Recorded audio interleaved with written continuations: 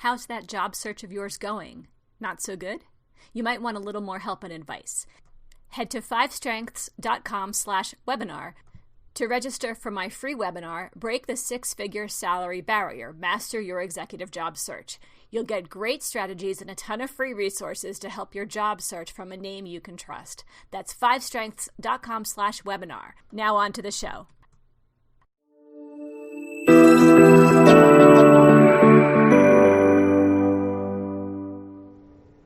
Hi, and welcome to the 5-Minute Job Search. I'm Amy L. Adler of 5 Strengths Career Transition Experts. I'm an executive resume writer and career coach.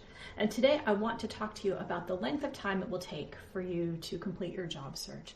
So many people reach out to me and say, how long is this job search going to take? And you yourself might be thinking, well, this executive job search that I'm in is taking way too long.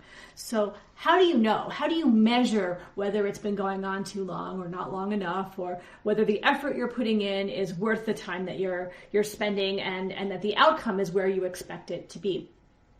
So the question, yes, am I spending too much time on my job search? So that usually comes from a position of I've been doing so many things in my job search, yet I'm not really getting the ROI I expected. So it's been said that a job search will take as many months as there are tens of thousands of dollars in your salary. So if you're making $450,000 a year, just for the sake of argument, you could be spending, according to this model, almost 4 years looking for a job. Now that seems to me to be a little bit outrageous. So let's figure out today some ways that you can both determine whether you're spending your time appropriately and then what you can do to shorten that job search in the long term. So the biggest mistake you can make, and that will lengthen your job search tremendously, is not to have a focused target. If you're looking at multiple arenas, that is not the time to be actually engaging with hiring executives. So if you're a sales operations guy, but maybe you're looking over here at some other type of leadership role, but your resume talks all about sales operations, they're not going to understand why you're applying for that position. If you're applying for a finance role with a sales operations resume, that's a clear mismatch and you're just going to get rejected. But the act of applying for jobs is going to feel like you're doing a lot of work. I call that getting on the hamster wheel, because you're running and running and running, but you're not really moving the ball forward. So your plan then has to include a real sense of focus. So do all of your thinking up front about the kinds of things that you want to do, target all of your materials to that goal, and then put it out there. So if you're a sales operations guy, but you want to go into finance, start looking at all the things that you have done relative to financial operations and financial management, and start crafting a resume toward that goal. And at the same time, start broadening your network so that you're talking to the right people about the things that you want to do. So that's thing number one. Thing number two is make sure that the tools and techniques you're using are appropriate for where you are in the life cycle of your job search. So same thing, in the early stages, do more of your thinking up front. Your job search is going to take a certain amount of time, right? So if you're going to spend this much of the time doing the thinking and this much of the time on the execution, that makes a lot more sense. That makes a lot more sense because you're using that 20% of your time or whatever it is on the front end of that job search to execute on the strategies that you've been concocting for a long time. And that's really important. Then I would also say, don't apply to hundreds of jobs. It's an ROI killing exercise. So in that 80% of the time that you're spending doing your thinking up front, you're not applying for positions. You're thinking and you're learning and you're engaging with your community so that you can have a better sense of what that audience is looking for, so that when you get to that 20% where you're actually engaging in the hardcore aspects of job search, you're going to see a lot of return. So I wrote this blog post that became very popular actually, that said you should only apply for 6 jobs. I don't know if 6 is the right number, but it's certainly not 100.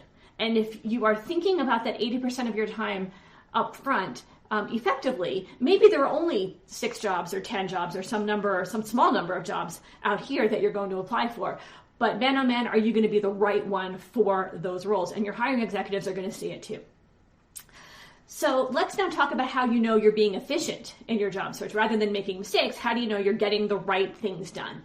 So thing number one is make sure that you're executing, on the one hand, a very broad networking strategy. So you're talking to lots of people, asking everyone you know interesting questions about what they do and their businesses and their industries, just so you can be insatiably curious about what they do and generate a good sense of the broader vision of what those industries and what those people are doing. At the same time, start getting really focused. Once you start learning about what those people are doing, start to home in on the things that are interesting to you and that maybe you can find a way to get a foothold so that you can start talking to people who ultimately are going to be doing the actual hiring for the roles. And the other thing is this will absolutely increase your credibility.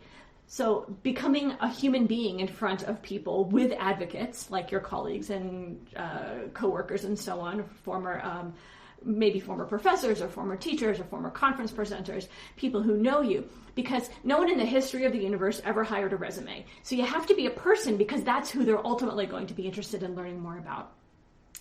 Finally, make sure in that 20%, after you do all your 80% of thinking, that 20% is reflected very, very clearly in your career portfolio, your resume, your LinkedIn profile, your cover letter, your executive bio, any of the other materials you might be developing.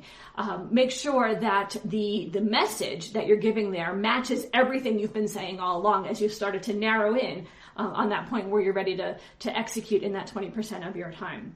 If you can match those strategic needs between what you are doing at every stage of the process with what hiring executives are expecting, your job search, your executive job search, should not take 1 month for every $10,000. It should take a lot less than that. But you'll know if you're not getting interviews. You'll learn where those bottlenecks are. And you can always ask questions of experts to figure out where your thinking might have gone off the rails. But my expectation is if you're following this very sort of carved out path, very thoughtful and specific path toward your ideal goal, then you'll spend no time at all looking for and achieving the job that you're looking for. Again, I'm Amy Adler. Thanks for listening. I'm an executive resume writer at fivestrengths.com. That's FIVESTRENGTHS.com. And you can reach me at 801-810-5627.